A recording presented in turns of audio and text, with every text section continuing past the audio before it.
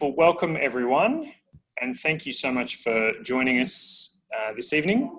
My name is Mark Faber, and I'm the head wine buyer for United Cellars. But tonight we're not talking about wine, are we? We're talking about whiskey, beautiful whiskey. So I hope everyone's got their bottles of whiskey ready to go.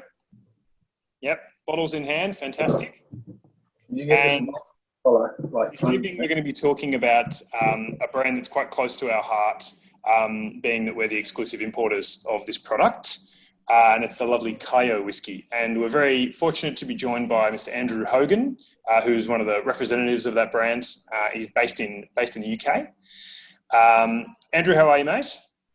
I'm doing very well, sir. My heart rate is just returning to normal after an unscheduled early start. Andrew, unfortunately, only discovered, was told this morning, UK time, that New Zealand has undergone daylight savings over the weekend. So we're very... Nothing like an early morning whiskey for you. Yeah, precisely. Yeah, well, any hour is good for me. You've just gone on mute, Mark. Better. Sorry, I accidentally pressed the wrong button there. So we are going to be talking about whiskey this evening. We've got two whiskies to talk about. And I would encourage you, if you can, to have both of these poured side by side, if possible. If you can't, that's not a problem. The black label one, the regular Kaiyo, is the one you should start with. And then we're going to move on to the cask strength, the stronger alcohol one. But if you can, if at all possible, I would encourage you to have both of them side by side to have a look at the differences between the two. And Andrew, I'm just going to hand over the screen to you, hand over the story to you as we move on to our first slide here. And if you could just give us a bit of a background on yourself and what Kaiyo is to you. Yeah, certainly. Okay. Good morning, everyone. Once more, my name's Andrew Hogan. I run a business called Drinks Innovation, based in Auchtermuchty in Scotland. My business is a brand agency and a cask brokerage. The brand agency side of it includes Kaiyo, and my job really is to work with new or emerging brands that wish to enter international markets, and said brand perhaps doesn't have the knowledge of the markets they want to enter, or perhaps they don't have the resource. So my business offers to get them through that process, get them placed with the right importer, and stand back and let the magic happen. That's essentially what Drinks Innovation is. The strapline is distribution for 21st century drinks. We always looked for innovative drinks as opposed to picking up more standard things that can be found floating around the drinks industry. So Kaiyo was one that always intrigued me on a number of levels, partially because I'm very good friends with the owners of the brand and have been for a number of years. So it's probably worth giving a little bit of background into where Kaiyo came from. So the company that owns it is called Ego Beverage, EGO. And it was given the name Ego by its chairman, Jeffrey Karlovich, who probably has the biggest ego in the drinks industry in the United States. And he would be the first one to say, yeah, buddy, that's right. A very, very talented individual, but boy, is he not short on confidence. Typical brash American, over the top. Jeffrey worked for many years in the drinks distribution in the US, which is where I met him when I worked for Bruichladdich and for Aaron. And Jeffrey was known as the guy that built the distribution of Bunnahabhain in the United States. And he took it from virtually nothing to doing well over 10,000 cases inside a couple of years. And he made his reputation on that. He worked for a company called International Beverage. And in that stable was a cognac brand called Kelt with a K. And it was owned by Eric Horvitz. Eric and Jeff became very close. And further down the line, they got together and they formed Ego Beverage. Now, it started out as a drinks importing business, but they realized quite quickly as importers and in some states distributors that they didn't have control of a brand, and so they wanted a headline brand where they could control all aspects of its production, distribution, marketing, sales, and revenue. And that was their idea behind Kaiyo. Eric came from the cognac background, and Celt cognac is an ocean matured cognac. It's a trick that came from 18th century cognac producers, where cognac was originally exported in cask, and as it found its way across the world's oceans, when it reached its destination, it had changed in character and flavour and colour. And people eventually realised that it was the ocean journey that had done this. It was the passing through different humidities, it was the agitation of the spirit, it was the different temperatures that the casks encountered, whether it was heading to the US or to Australia or to Asia. So that was the basis for creating Kaiyo. They wanted something different, and they introduced an ocean matured Japanese whiskey. Now, they chose Japanese whiskey because they could see they got in at the start of this Japanese whiskey boom. When I think back to my time 5-6 years ago, you could not give away Japanese whiskey. Nobody wanted it. It had no. It was a nice drink. It was different from Scotch, but I'm not so proud of Scotsman that I would say it wasn't as good. It was just different. It's produced in a subtropical climate, and it matures in a different climate to Scotland, so it's going to taste different. However, at some point the demand came, and Jeff and Eric got on board. All they lacked actually was access to Japanese spirit. One of Eric's friends is a chap called Robert Leon. Now, Robert was known earlier in his career for being one of the founders of Louis Vuitton Moet Hennessy. So he was a man with connections in all parts of the drinks industry, very, very wealthy as well. And he got Jeff and Eric access to Japanese spirit that others perhaps wouldn't have got hold of. That was the missing link. It was pretty much as much whiskey as they could buy would be made available to them. And so the basis of Kaiyo was founded. They wanted to do something entirely different. Quite quickly, the market had a lot of products in it that were looked Japanese but weren't Japanese. And if you dug in behind the story, I'll not name them in case they're listening, but I know of a very well-known brand that has no Japanese in it at all. It was Scotch and Canadian whiskey that made up the fill. Japanese label, off you go. In Japan, the production laws are much looser than they are in Scotland. If you ship anyone's whiskey to Japan and bottle it in Japan, it's Japanese whiskey.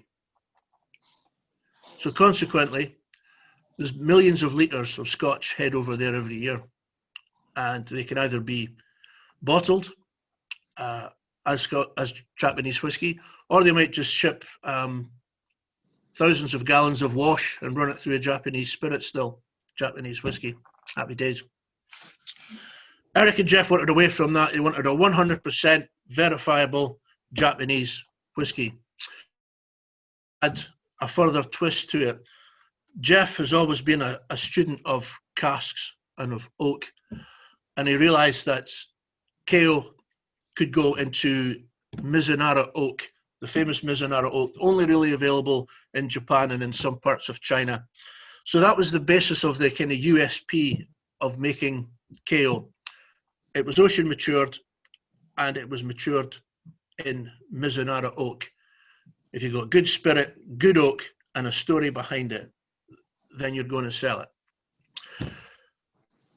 So that was how it came together. Now, that's very top line. Let me try and add a little more substance to that. But before we do, let's have a taste of whiskey. It's 7:10 here, fuck it. Let's go for it. Nice to meet you all. Cheers.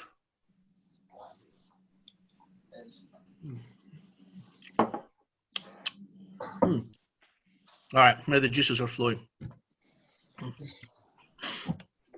So let's talk a little bit Mizunara oak. It's a very, very rare type of oak.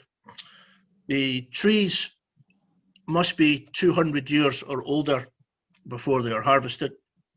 Their harvest is licensed by the Japanese government. The coopers that work on them are licensed by the Japanese government.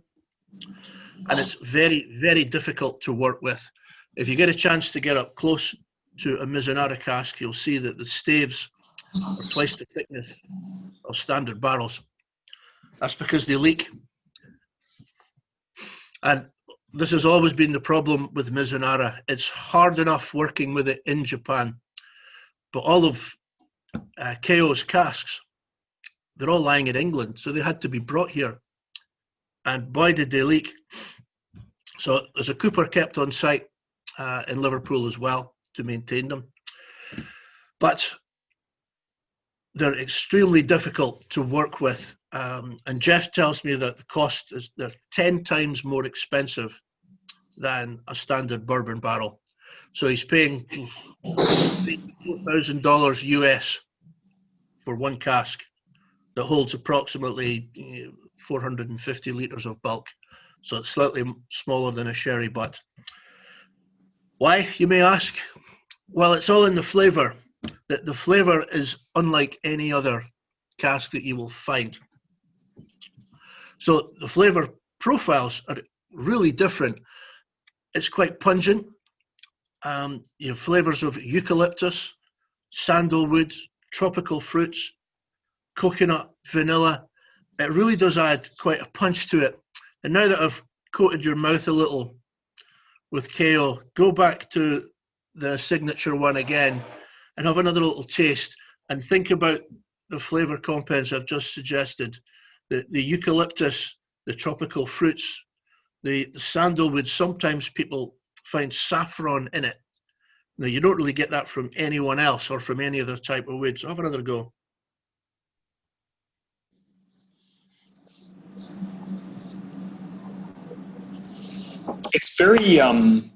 It's very floral and very. I mean, so much of what I'd use to describe products is based in the wine industry, obviously. So, but I almost want to say this tastes floral. It's always got a floral note to it. Yeah, that's more of a consequence of the flavour of the spirit as opposed to what's come out of the oak cask. What I should also talk about a little more is the ocean maturation. So, as I say, this came from the cognac producers, also used for Eric's Celt cognac, specifically for Kaiyo. Jeff and Eric buy Japanese whiskey that's been matured for 2, possibly 3 years in Japan. They're generally sitting in American oak casks. The spirit is then decanted into fresh Mizunara or refill Mizunara. It's put on a container ship and it's sailed from Osaka to Liverpool. The journey takes 90 days or 110 days, depending on whether you use the Panama Canal or the Suez Canal. But along that route, the vessel encounters these different humidities. There's the ocean back and forth. The casks are filled to 80% only. There's headroom at the top to allow it to move a bit more. And of course, there's different temperature along the way.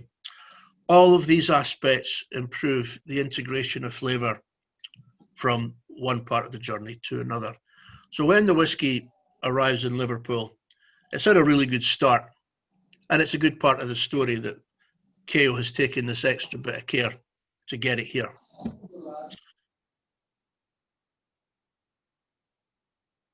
Someone ask a question? Sorry, that was someone closing a door very, very, very roughly in my background here. Sorry about that. Jesus. Okay. All right. So the whiskey gets to Liverpool. It then stays in a warehouse near Liverpool docks for up to 6 years. At the end of that process, the whiskey is blended together. There's a mixture of first fill and refill casks put together to create Kaiyo signature. The blender is Jeff.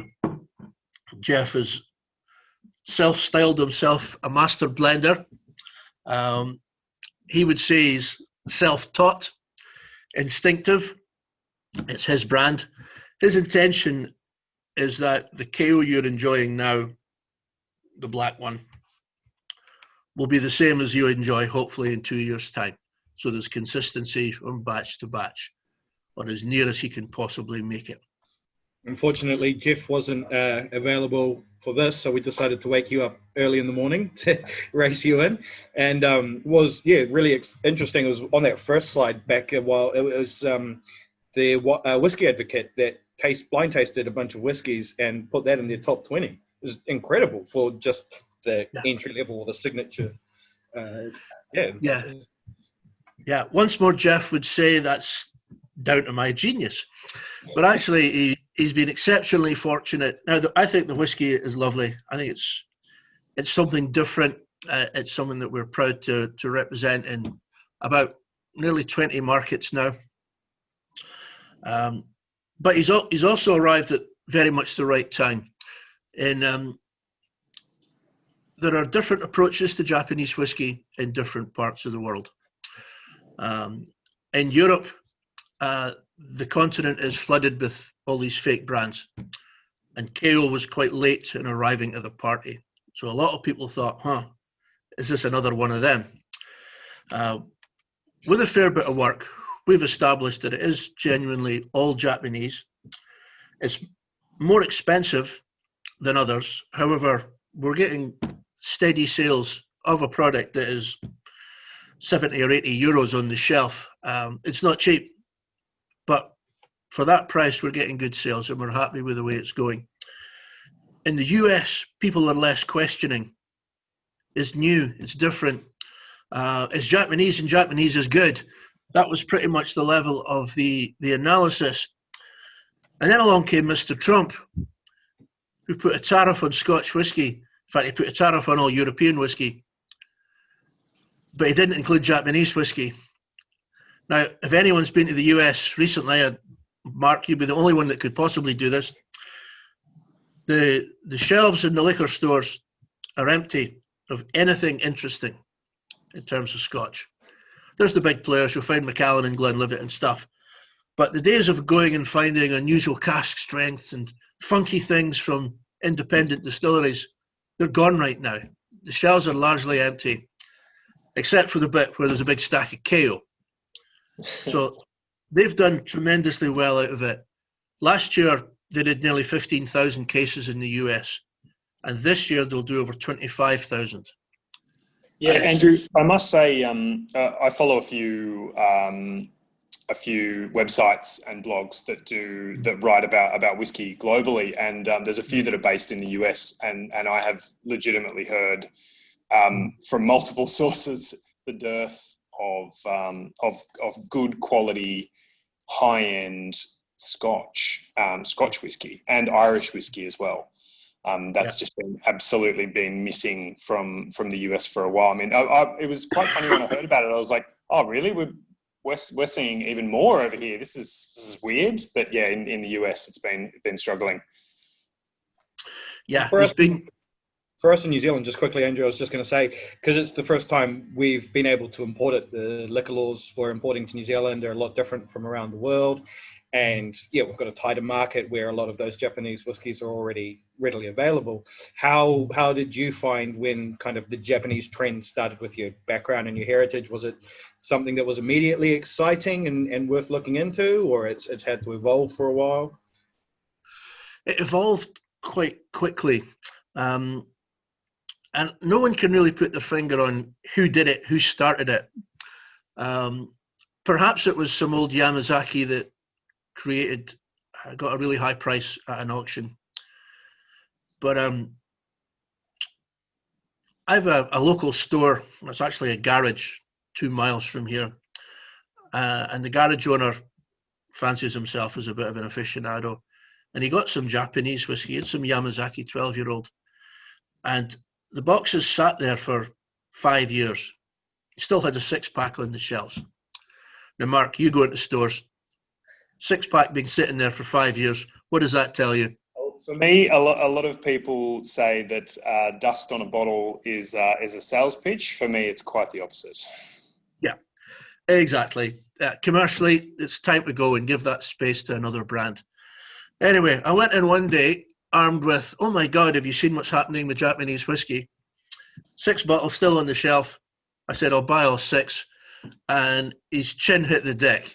He couldn't believe his luck. He got rid of all 6 in one go. But what I knew and what he didn't was that the 12-year-old he was selling for 30 quid was going for 100 quid everywhere else. Welcome to rural Fife. We're a wee bit slow here. So still talks about that when I fill up in the mornings. It just all took off, and the bigger challenge really was that the Japanese industry is tiny compared to Scotch. Scotch can deal with booms and busts, and the bust in the US being a good example. The sales have collapsed there for a lot of brands. It's 75% down on the previous year. But other places are doing exceptionally well, and there's still new markets opening, still new markets developing, like Brazil and Mexico, taking significantly more than they took in previous years. So we kind of ride the tiger on this, and it just keeps going. How long Japanese whiskey will be as popular as this?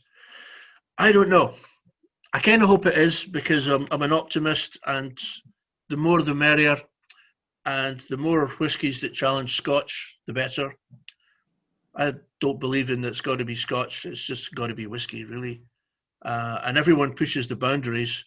So more Japanese available is good. The pricing is a challenge. It cannot compete with Scotch, and that's down to our production figures and capacities and distance and understanding. But everyone's got a different number of dollars in their pocket, so you never know who's going to come in your shop and say, that looks interesting, I'll have that one. So long may it continue for me.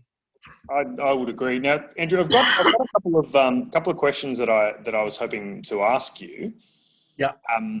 So the first, you've pretty much covered my first question here about, like, in the wine industry, we use a concept called terroir, which is a French term about, for those who have not heard of it, it's basically an expression of a place. So be that Burgundy or Barossa. And there are certain characteristics in each wine that are hallmarks of that place. And that can be a combination of climate, the overall weather of the year, the season, rainfall, soil types, everything like that all together. And for a lot of things, for many, many years, in fact, that's something that I have always said that differentiates wine from beer and spirits is the concept of terroir. You know, every year is a reflection of a time and a place, of a vintage and a terroir. So, but I feel like Kaiyo is really kind of straddling the two here, because the processes that you guys use really do, it's not just, well, this is a whiskey aged in this sherry cask for 12 years and that's it, finished. It's kind of, you've done a little bit more with the Mizunara, bringing in more of a Japanese twist to it. And then the oak aging, I mean, and the ocean aging, I should say. And I might point out as well, that was the one thing when I was researching, because I was researching multiple whiskies that we were potentially going to bring into Australia and New Zealand. And what really got me over the line was the ocean voyage, because in the wine industry, there's literally a name for this process. The process is called Maderization, named after the island of Madeira. And when wines were being shipped from the island of Madeira, a Portuguese island off the coast of Africa, when they were being shipped to the Americas during the kind of age of discovery, they would mature and maderize in the boat, just as this whiskey has had happened to it. So it really did attract me. I found a lot of a lot of similarities in it. The use of oak, the use of an ocean voyage to change the flavour. So, I think you've already answered that first question, but I will press you on the second one here, because so often with whiskey drinkers, and I would say especially Scotch whiskey drinkers, age statement really is the kind of be all and end all for a lot of people.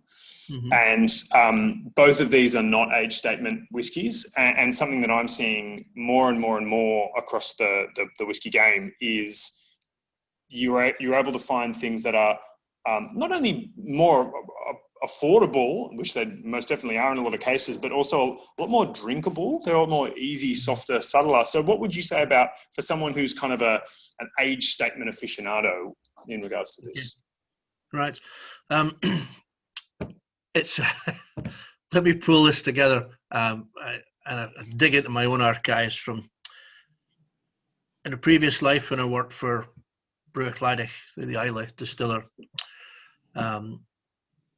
They, by necessity, they moved away from age statements to no age statement whiskies, concept whiskies where you were freed from the bounds of the age on the bottle. If you had an 8-year-old and a 12-year-old, then the whiskey in there was from those years. And yes, we don't, in the whiskey industry, there isn't such the terroir aspect in that it's a reflection of that time and place. The stillman's job is to make a consistent product month after month and year after year. So 12 years down the line, the spirit will be the same, although the cask that it's been put in will add to the majority of the differences. Having said that, it's still a 12-year-old on the label. Now, the reason that Bruichladdich binned this whole thing was they had a contract in Sweden to supply the government monopoly stores there. And I know for a fact the distillery was largely broke at the time. The deal in Sweden was fantastic. But the distillery was coming out of a period where it had been closed for 7 years and it was running out of 12-year-old stock. The blender's answer is to put 13-year-old stock in it, but you still declare it as a 12. That worked for a year. Then it became 14-year-old, 15-year-old. When the 18-year-old went into the bottle, it said 12. The director said, blah, that's it. We're stopping it. We're tearing up the contract. The Swedes went mental because they wanted more. Sales were going through the roof. Well, of course it would. It was an 18-year-old for the price of a 12. Happy days. So one of the reasons that distilleries get away from age is because commercially there's particular demands on 10, 12, and to a lesser extent 15-year-old stock. If you hadn't made much that year in terms of production, you can run out, you can create holes in your stock profile. And that can take years to repair. The no age statement whiskies are pulled from different years. You have the opportunity, the blender has the opportunity to put together a concept that he thinks reflects what the distillery is good at and what the consumer wants. And of course, you can get the 12-year-old price ticket for something that has probably got a 5-year-old, a 6-year-old, and an 8-year-old in it. That was the consumer complaint, but also the distiller's opportunity. So it kind of works on both halves. It makes it easier on the stock profile. You get better returns for this. For the consumer, though, the industry had spent years building up the reputation of, oh, it's got to be 12. In the UK and in Europe, 10 was the benchmark. In the US, it's generally 12. In Asia, it can be a lot more than that. If it's younger stuff, then it joins this kind of price war where it's discounted to clear, and it's only really the prestige market in Asia that makes money. All of this is a reflection of the sales function doing really well and the production function lagging 10, 12 years behind, but not being able to catch up because it has no opportunity now. Distilleries use no-age statements more and more. Every now and then I bump into an irate German who'll say, "Bah, I only drink age statement." Bollocks. How can you tell? You know? And then you look at him, you look at his jacket, and he's got a big Springbank badge on here. So you give him a taste of Springbank that's not got an age on it, and he loves it. And he's like, "Oh, there you go. Doesn't hurt." It's a little bit of a turnaround because you got to challenge the established norms. But equally, we're in the business of giving the consumer something new, something different, and hopefully offering a little bit of education. And if that means we need to take people out of their comfort zone and explain how a whiskey is put together, then that's the way it is. For the biggest brands, they probably won't ever have these challenges because they've got the marketing money to correct the market as and when it suits them. For smaller brands, it can be really, really difficult, and the fallow years can last a significant amount of time before they have a product that has an age and at the price that sells. So. That was a very, very good answer to that question, which I can appreciate wasn't very easy to answer in every sense. No, it's fine. Mate, we're going to move on to our next whiskey for those who already haven't. I've seen a few customers already moving on, but you can come back and forth, taste and try. So this was one that was voted 4.5 out of 5 from the Whiskey Wash, and for me, for my dollars, this is one that I always have a bottle of at home. To be truthful. This is such an expressive whiskey to me. It really, I mean, one thing that a lot of people criticize Japanese whiskey for, and I'd love to hear your feedback on this, Andrew. One thing that Japanese whiskey gets a lot of criticism for is that it is quite obvious. It's not, it doesn't have the same subtlety and necessarily the elegance of Scotch whiskey, but I think it's horses for courses, honestly. I mean, I think it really is kind of whatever you're up for. So, Andrew, what do you think about that? I think that's very true. We've done a lot of work with back to drinks innovation and innovative drinks. We've done a lot of work with Scandinavian whiskies, where I find that the quality is exceptionally high, but it doesn't taste like Scotch. And that's always the but with a capital B. It doesn't taste like Scotch.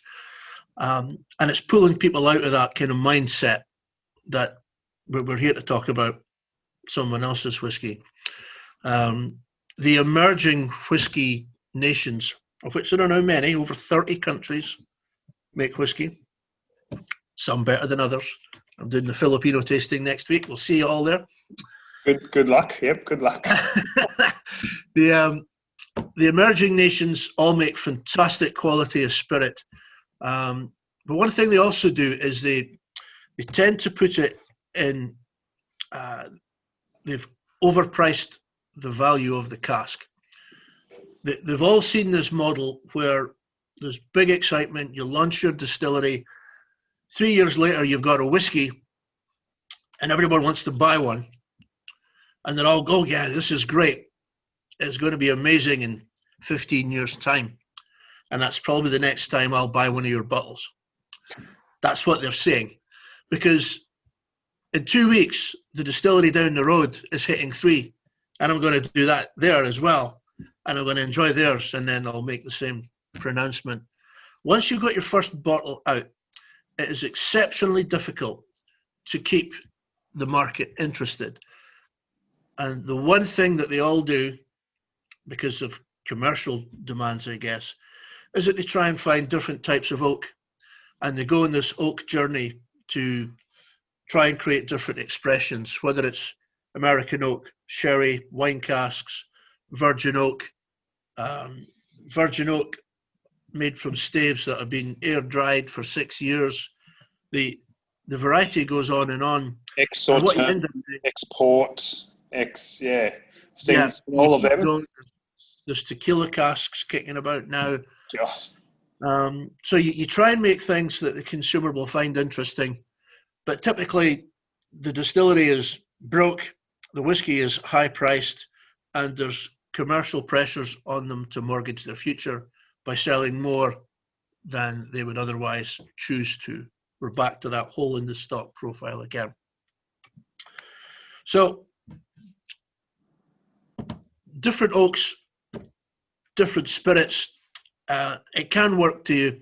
Scotch has this laid back luxury feel to it now, and there's so much whiskey in Scotland, there's always going to be something that's interesting, and it's going to be the whiskey that speaks. It's not going to be the funky cask and what the marketing director says is uniquely different about this. So always a challenge. With Kaiyo and with Mizunara, before Kaiyo came along, there were one or two Scotch whiskies that used Mizunara. Bowmore had one out. Of course, they're partly Japanese owned, or they were then. And I believe they were charging £750 a bottle. Yes. Yeah, for a 21-year-old. The standard 21-year-old was £150, so people assumed that we were all paying their slice of £600 for the Mizunara, and it bombed.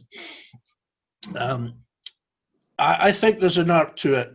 Jeff is definitely the craftsman with this. Jeff told me something about Mizunara. He said they don't behave the same way that American oak and European oak behaves. If you think in terms of Scotch whiskey, you got first fill casks from bourbon or sherry, and then they become refills when you use them again, and then third fill and fourth fill. And each time you use them, the influence of the cask diminishes because you've taken more out each time. With Mizunara, it works the opposite way. The more you use it, the stronger it gets. Really? So, yeah, you get more out of it if you open the pores and keep going with it. Now, I was quite taken aback by that as well. But that is Jeff and his blending genius. I was in the warehouse about a year ago, and he showed me his boneyard, all the burris and fuck ups he'd made, and he had them in bottles. And he had a sample of this, and he said, "Look, this is third fill, been in Mizunara for 4 years. Now taste it." And it was like someone had put soap in my mouth. It gets more and more powerful. So you got to rein it in. That's his message. And he travels from New York to Liverpool every other month, and he spends 2 or 3 weeks in the warehouse. And he blends away, and he tastes just about every cask that he's got there. And there's 500-600 now. And he's looking for the casks that are getting out of control. And when he finds them, he puts it back into bourbon to slow it down, to kind of neutralize the effect. Because they do actually completely take over. And at some point, you wouldn't recognize the whiskey that you're drinking. Yeah, that's really interesting, especially because, in the wine trade, we talk a lot about oak and barrel influence and what have you. And then obviously that being the high strength one, the balance that you were saying that he gets with it is really, really exceptional, that it's not just this alcohol burn, it's more like this deep spice, baking spices and chili spice, and then that banana note that you get from Japanese whiskey and the vanillas and what have you. So they're beautiful, beautiful options that we're pretty proud to have in New Zealand. Just for you guys at home, we literally sold out of the signature range this morning. So there's only a few bottles of the high strength left if you want to get in on that before it sells out. Don't know if we'll get any more before Christmas because of what's happening. Perfect. All right, good.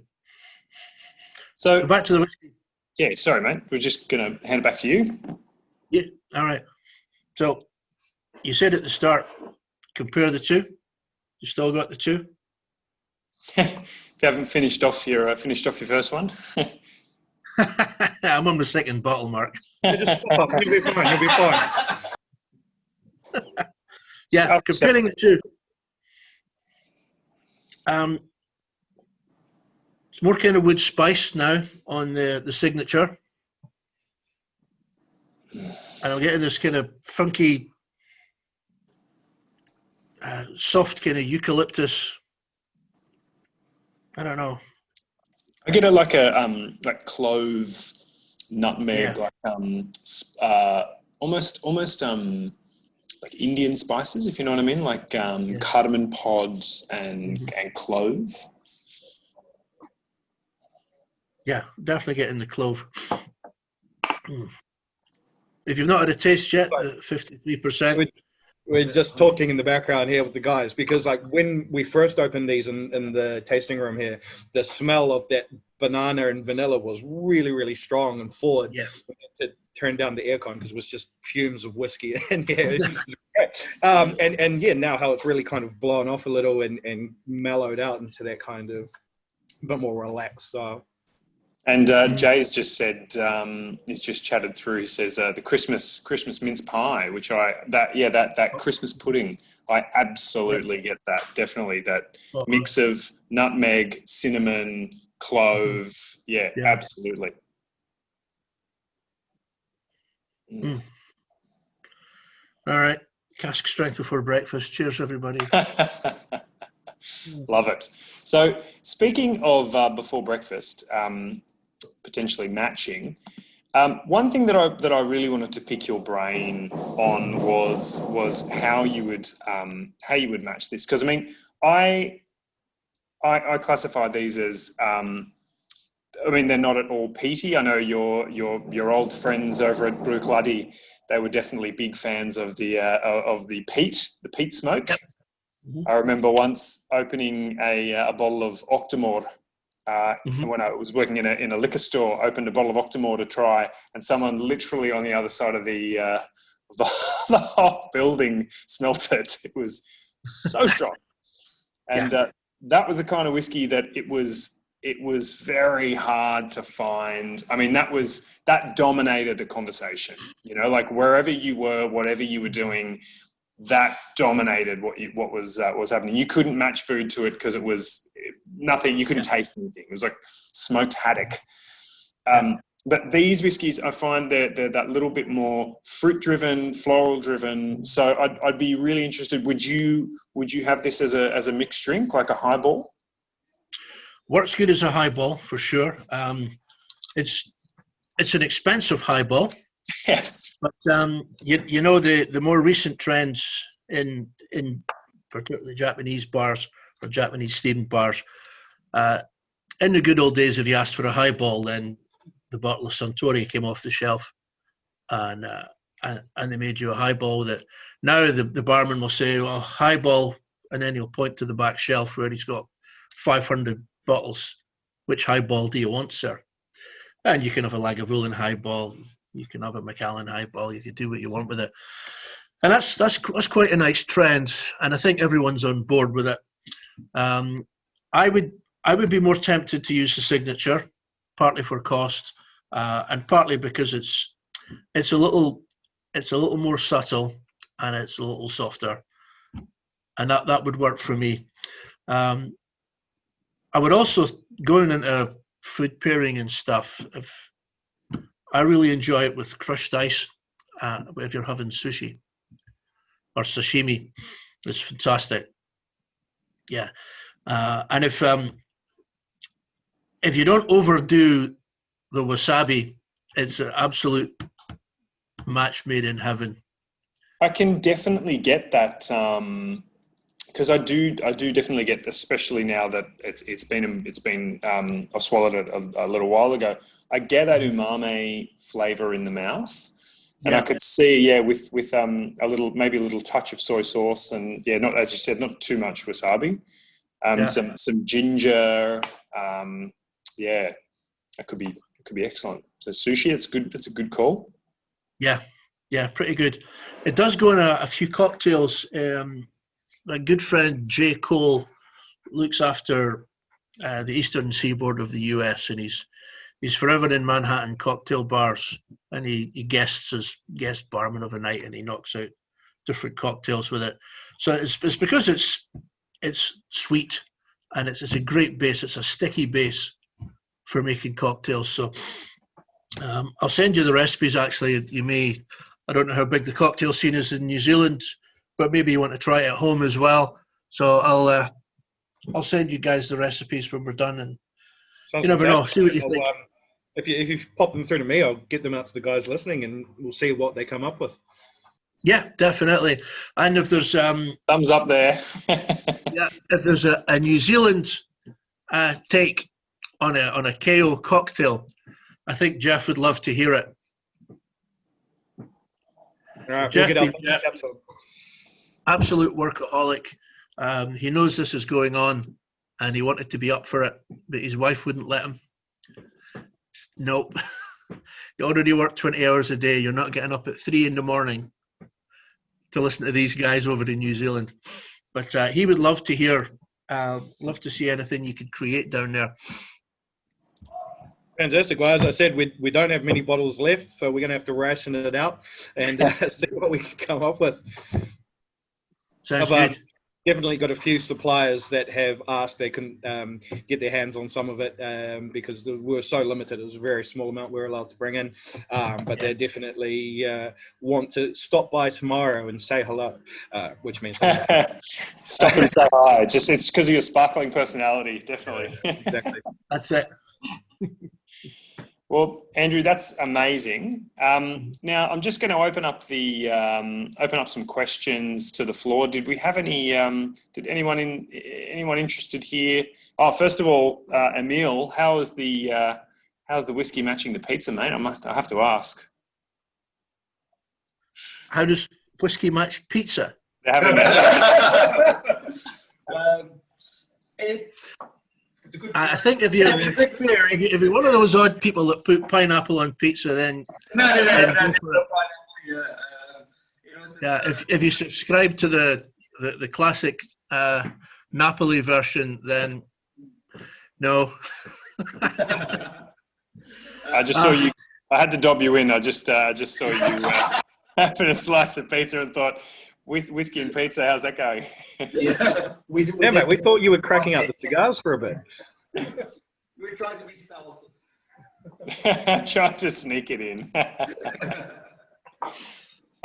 So does anyone have any questions for Andrew here? He's definitely a wealth of knowledge, and if there's, as I said here, I've tried to put some questions that I know I've been wanting to ask about where it's from and food matchings and things like that. That's things that I'm curious about. But does anyone else have any further questions about pressing questions they have about this producer? Just a question on the sea maturation. What's the longest? Sorry, I can't quite hear you there, Emil. What's the longest you've heard of a barrel being on the ocean for like a sea maturation process? Is there something with your microphone? We can't. I can hear your lips moving. I can see your lips moving. I don't know. Maybe we could type. Yeah, one more time. You were asking what's the longest that the casks have been held On So the the- ocean. on the ocean. Yeah. It's probably the longer trip through the Panama Canal takes about 110 days. So back in the earlier days when Eric was doing more with his cognac, he actually hired a sailing ship, and he sailed casks of Kelt right round the world. And it took,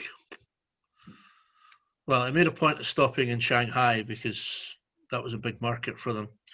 But they were probably away 9 months. You know, it's a proper boy's adventure. You love booze, you love boats, you love being away from the wife for 9 months. So off they go, and that worked really well. The oldest cask in the warehouse in Liverpool is, I think, coming up for 25 years old. It's not in Mizunara. I believe it was in refill sherry. And that's still sitting there. And every time I mention it, Jeff says, yeah, we're going to bottle it. And because we love you all, we're going to send 6 bottles to every importer. And I think, yeah. That's fantastic. Whatever. He's been dining out on that story for 3 years, and I don't know what he's going to do with it. And just quickly, kind of on that same line, because I know with some wines they've been put out in the ocean or buried or what have you to age and get that same influence. Has there been any of the whiskies that they maybe just buoy out in the ocean to get that movement and just left there for a few years, or? Not as such. I guess we could suggest we could tie it to the side of an oil rig or something and see what happens. Get a lovely oily texture to it, you know. That's it. Yeah, kind of essence of crude.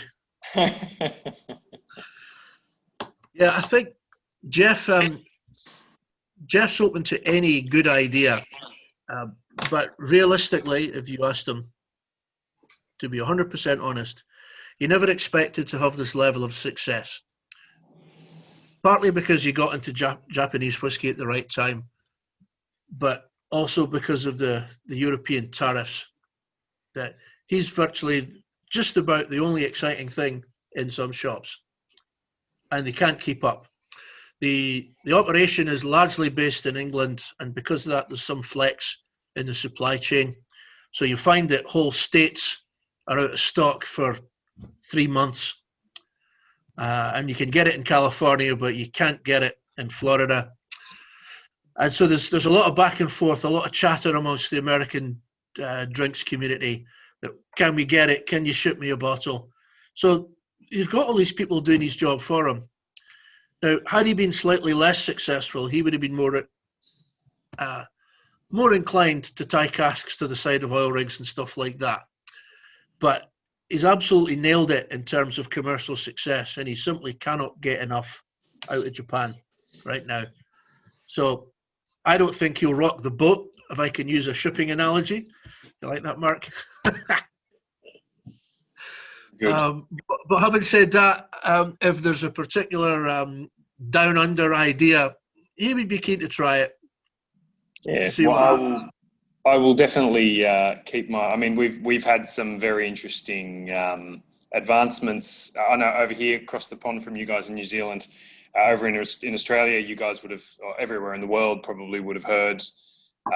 We've had some pretty bad bushfires this year in Australia, which has kind of decimated a lot of our wine regions, and we have a few barrels being sold off to whiskey producers because they're just not using them this year. So there's going to be some very expensive French oak barrels going into whiskies over the next few years because supply is just not enough to fill what's required. So that's going to be an interesting one.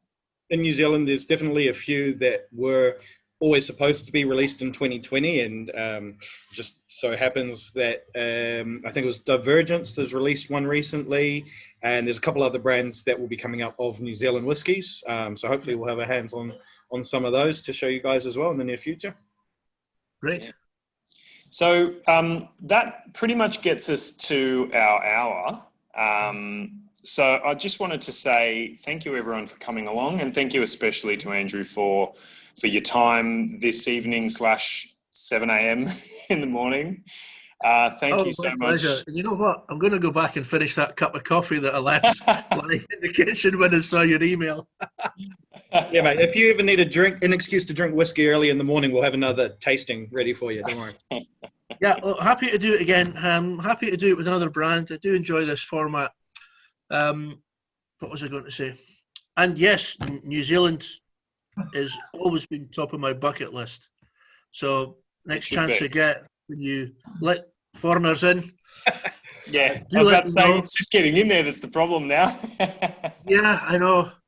I've been once. I was there for 4 days. I did 4 tastings and then flew home. I didn't even see the centre of Auckland. You're not Yeah. Anyways, next time, hopefully. Yeah, absolutely. So just really quickly, obviously up on the screen there, it's saying that our next tasting is for Champagne. might not be for all the guys drinking whiskey, maybe for the missus, and then we'll have another either. I think we're going to do a gin tasting coming up soon with some New Zealand gin. So definitely, yeah, keep an ear out for the next ones coming up. But that's our next one in a fortnight's time with Champagne Pierre Gimmonet, which is a beautiful, beautiful champagne. Great. Fantastic.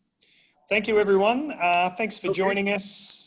Thanks again, Andrew, mate. That was absolutely amazing. It was really informative. I learned a lot there, and I know a couple of our customers are saying they've done the same. So really appreciate it, guys. Thanks a lot. Excellent. And hopefully we'll catch you soon. Yeah, catch you soon. Thanks, everyone. Cheers.